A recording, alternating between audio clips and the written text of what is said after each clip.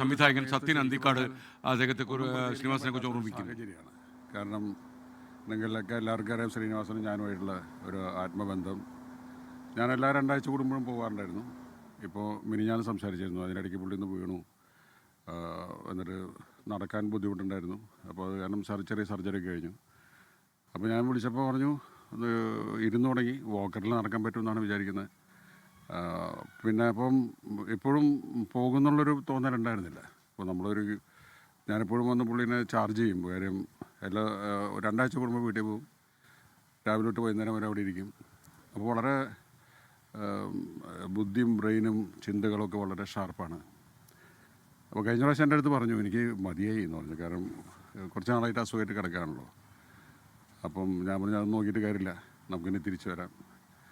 അപ്പം ഈ തെരഞ്ഞെടുപ്പ് കാലത്ത് ഈ സന്ദേശം വളരെ വീണ്ടും ഇതിൽ വന്നപ്പോൾ ഞാൻ പുള്ളിയോട് പറഞ്ഞു അത് ഓക്കെ. ലോകത്തെവിടെയായാലും ഏത് സമയത്തും 24 വാർത്തകളും ഓഗ്മെന്റഡ് റിയാലിറ്റി പാക്കേജുകളും എക്സ്പ്ലെയിനറുകളും വിശദമായി കാണാൻ ഞങ്ങളുടെ യൂട്യൂബ് ചാനൽ നിങ്ങൾക്ക് സബ്സ്ക്രൈബ് ചെയ്യാം.